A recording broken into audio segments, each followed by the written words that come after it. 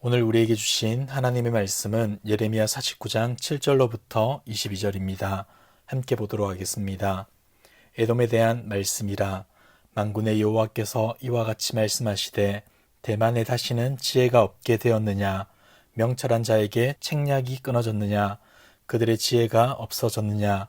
드단줌이나 돌이켜 도망할지어다. 깊은 곳에 숨을지어다. 내가 에서의 재난을 그에게 닥치게 하여 그를 벌할 때가 이르게 하리로다. 포도를 거두는 자들이 내게 이르면 약간의 열매도 남기지 아니하겠고 밤에 도둑이 오면 그 욕심이 차기까지 멸하느니라. 그러나 내가 에서의 옷을 벗겨 그 숨은 곳이 드러나게 하였나니 그가 그 몸을 숨길 수 없을 것이라. 그 자손과 형제와 이웃이 멸망하였은즉 그가 없어졌느니라. 내 고아들을 버려도 내가 그들을 살리리라. 내 가부들은 나를 의지할 것이니라. 여호와께서 이와 같이 말씀하시니라. 보라, 술잔을 마시는 습관이 없는 자도 반드시 마시겠거든. 내가 형벌을 온전히 면하겠느냐. 면하지 못하리니 너는 반드시 마시리라. 여호와의 말씀이니라. 내가 나를 두고 맹세하노니 보스라가 놀램과 치욕거리와 황폐함과 저주거리가 될 것이요 그 모든 성읍이 영원히 황폐하리라 하시니라. 내가 여호와에게서부터 오는 소식을 들었노라. 사절을 여러 나라 가운데 보내어 이르시되 너희는 모여와서 그를 치며 일어나서 싸우라. 보라, 내가 너를 여러 나라 가운데에서 작아지게 하였고 사람들 가운데에서 멸시를 받게 하였느니라. 바위 틈에 살며 산 꼭대기를 점령한 자여, 스스로 두려운 자인 줄로 여김과 내 마음의 교만이 너를 속였도다. 내가 독수리같이 보금자리를 높은 데에 지었을지라도 내가 그리로부터 너를 끌어내리리라. 이는 여호와의 말씀이니라. 에돔이 공포의 대상이 되리니 그리로 지나는 자마다 놀라며 그 모든 재앙으로 말미암아 탄식하리로다. 여호와께서 말씀하시니라. 소돔과 고모라와 그 이웃 성읍들이 멸망한 것 같이 거기에 사는 사람이 없으며 그 가운데에 머물러 살 사람이 아무도 없으리라. 보라, 사자가 요단강의 깊은 숲에서 나타나듯이 그가 와서 견고한 처소를 칠 것이라. 내가 즉시 그들을 거기에서 쫓아내고 택한 자를 내가 그 위에 세우리니 나와 같은 자 누구며 나와 더불어 다툴 자 누구며 내 앞에 설 목자가 누구냐. 그런즉 에돔에 대한 여호와의 의도와 대만 주민에 대하여 결심하신 여호와의 계획을 들으라. 양떼의 어린 것들을 그들이 반드시 끌고 다니며 괴롭히고 그 초소를 황폐하게 하지 않으랴. 그들이 넘어지는 소리에 땅이 진동하며 그가 부르짖는 소리는 홍해에 들리리라. 보라, 원수가 독수리같이 날아와서 그의 날개를 보스라 위에 펴는 그날에 에돔 용사의 마음이 진통하는 여인같이 되리라 하시니라. 아멘. 오늘 우리가 살펴보게 될 나라는 에돔입니다. 야곱의 형 에서의 후손인 에돔에 대한 하나님의 심판은 앞에서 언급된 나라들과는 달리 심판의 원인이 직접적으로 언급되고 있지는 않습니다. 다만 다른 선지자들을 통해서 그들이 심판을 받게 된 이유를 추론할 수는 있겠죠. 먼저 에스겔 25장 12절을 보시면 이렇게 선지자는 예언합니다. 에돔이 유다족 속을 쳐서 원수를 갚았고 원수를 갚음으로 심히 범죄하였도다. 오바다 역시 네가 네 형제 야곱에게 행한 포악으로 말미암아 부끄러움을 당하고 영원히 멸절되리라. 요엘과 아모스 선지자도 동일한 죄악, 즉 그들이 이스라엘을 적대시했음을 지적하며 에돔에 대한 심판을 선언합니다. 아마 예레미야 선지자도 이와 비슷한 이유에서 심판의 메시지를 전한 것으로 보여집니다. 자, 그렇다면 에돔을 향한 하나님의 심판에서 알 수 있는 특징은 무엇이겠습니까? 오늘 우리가 두 가지를 같이 생각해 보았으면 좋겠습니다. 먼저는 자기의 지혜를 의지하는 자를 심판하신다는 겁니다. 당시 에돔은 여러 지혜자를 배출한 나라로 유명했는데 그들은 이러한 평판 때문에 스스로를 지혜롭다 여기며 교만하게 살았던 것이죠. 그러나 이러한 그들에게 하나님은 이렇게 말씀합니다. 니네가 아무리 지혜롭다 하여도 나의 심판 앞에서는 아무것도 할 수 없을 것이다. 마치 지혜가 없어진 것처럼 도망하고 숨게 될 것이다 라고 말이죠.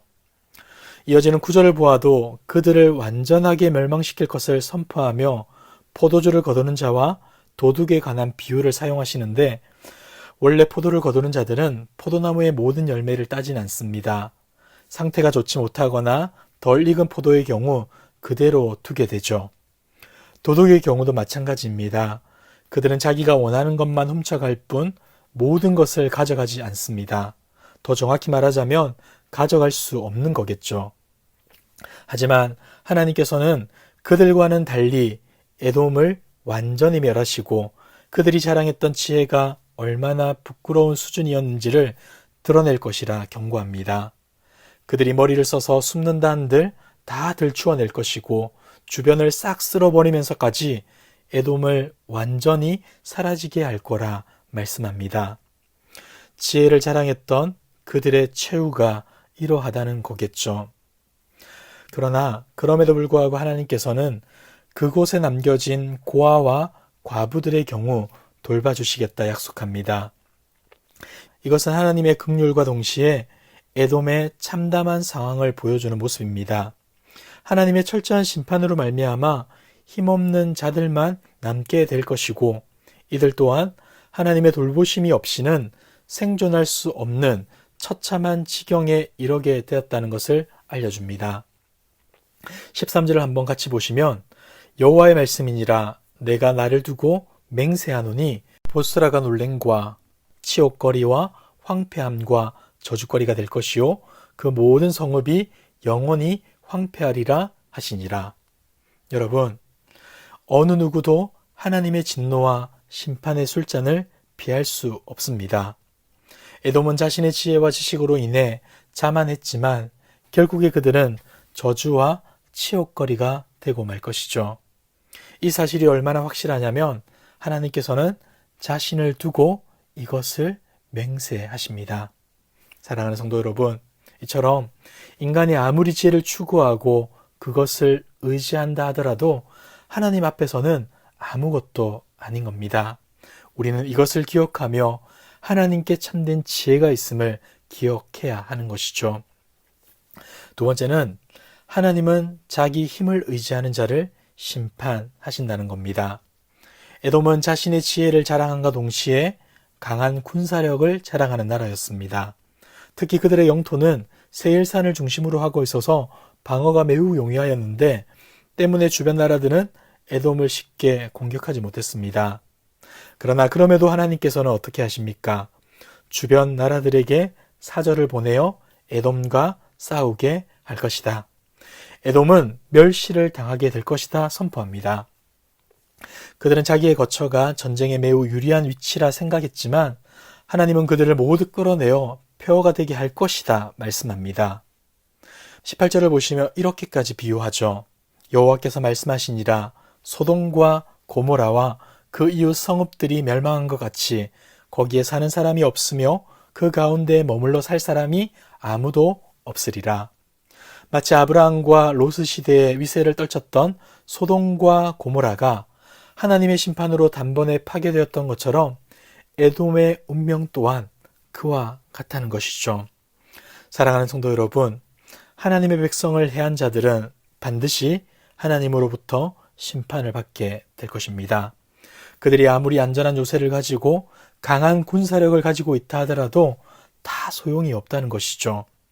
오늘의 본문 마지막 단락을 보아도 하나님은 에돔의 완전한 파괴를 선포하시는데 에돔의 용사들은 모두가 진통하는 여인들처럼 고통스러워할 것이라 말씀합니다. 자기 손에 있는 힘과 지혜를 믿고 하나님과 하나님의 백성을 무시하는 그들이 당할 잔혹한 결과, 그 결과가 바로 이러하다는 것이죠.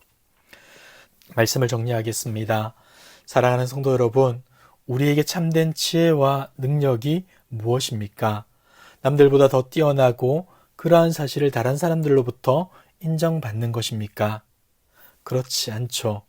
참된 지혜는 자신에게 지혜가 없음을 인정하는 것이고 참된 능력은 나보다 크고 강하신 분, 바로 우리 하나님을 의지하는 데 있습니다. 세상의 학문이 아무리 뛰어나다 해도 현대의 과학 문명과 전쟁 무기들이 아무리 강력해진다고 해도 하나님의 지혜와 하나님의 권능보다는 나을 순 없는 겁니다. 여러분, 고린도전서 1장 24, 25절에서 바울이 했던 고백을 떠올려 보십시오. 오직 부르심을 받은 자들에게는 유대인이나 헬라인이나 그리스도는 하나님의 능력이요 하나님의 지혜니라. 하나님의 어리석음이 사람보다 지혜롭고 하나님의 약하심이 사람보다 강하니라.